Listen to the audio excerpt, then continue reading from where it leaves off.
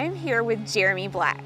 Now, if his name sounds familiar, it's probably because you have seen his photograph everywhere lately of the northern yellow cardinal that you got this amazing shot of, right? Yeah, it's been fantastic. Yes, so I know this has taken you so far lately, but let's talk a little bit about you and your background first of all. So how did all of this come about, you getting interested in photography? Okay, so I was bullied as a kid, and to escape that I went to the Birmingham Zoo.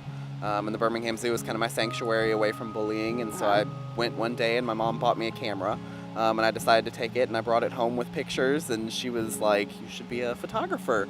She was like, "These are amazing, these should be in a magazine," and I kind of had no idea at the time what it would lead to. Right. But I started volunteering at the zoo because of that, and then I expanded that and went to the Alabama Wildlife Center and started volunteering there as well. And that's at Oak Mountain? Yes, Okay. Oak Mountain State Park. Okay. And so I volunteered there, and then throughout high school I did pictures, and then I officially made it professional when I started going to college in 2013. And you went to the University of Montevallo, right? Yes, went to Love the University of Montevallo and graduated in December of 2016. Wonderful. So how did you get this shot of this rare bird? I mean, they've said it's like 1 in a million, Yeah. right? That you would be able to get this shot. How did that come about? So I'm actually friends with the Alabaster resident. Her name is Charlie Stevenson. Okay. She lives close to Warrior Park, and she's currently not giving out her address for safety reasons. Probably a good idea. But basically, I made friends with her through Veterans Park. We were both there one day playing Pokemon Go, of all Nice. things.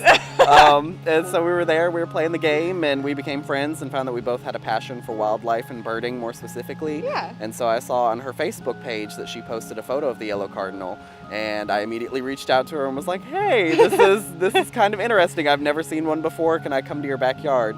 And at first she was a little skeptical. Yeah. 'Cause me entering her backyard for hours at a time. Right. And then basically she invited me over around February 17th, early morning, Uh-huh. and I got to camp out there for 5 hours trying to find it.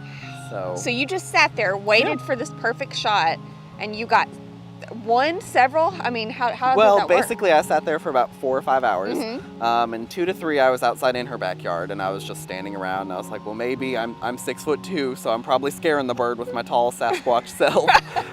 So I eventually moved into her screened-in patio to be a little bit more evasive. And when I went in there, all the birds started coming, and so I was like getting ready to pack up my things and stuff after being there for 5 hours. Right. And then he landed on the neighbor's crepe myrtle tree about 10, 15 feet away from me, and I was kind of starstruck for a second. I was like, holy crap. So That is so cool, and you've been featured in so many different publications, and you are just getting so much interaction from these photos that you've taken. They're it's been beautiful. everywhere. I had no idea it would go nationally. When I first shared the photos, I had no idea how viral it was going to go. Yeah. I first shared it on my Facebook page and then the Alabaster Citizens community page. And then from there it blew up. It was at thousands of likes, and then Charlie shared her iPhone photo that she got with Wild Birds Unlimited, and last time I checked, it was up to 40,000 likes and 20,000 shares. That is and so amazing. from there, we got contacted by National Geographic, the National Audubon Society, USA Today, Washington Post, Birds and Blooms, Weather Channel. It was all at no once. big deal, right? Yeah, That's yeah. amazing. That is wonderful.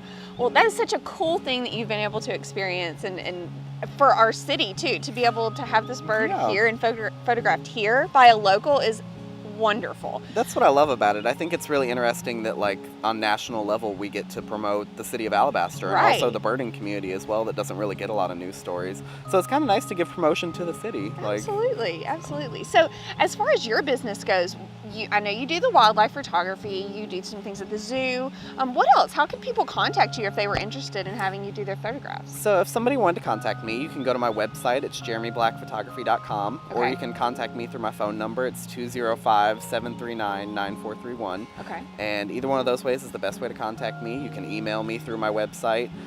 The good thing about my website, it has links to all my social media, so my Facebook page, my Twitter, my Instagram, and you can basically contact me through there. I don't only do portraiture, I do weddings, I do engagement sessions, I do prom, senior pictures, graduation, children, pretty much anything. Wonderful. Well, I'm so excited to see where you're going to go in the future. I know it's going to be big, and we thank you for talking with us today. Thank you, I greatly appreciate it. Yeah.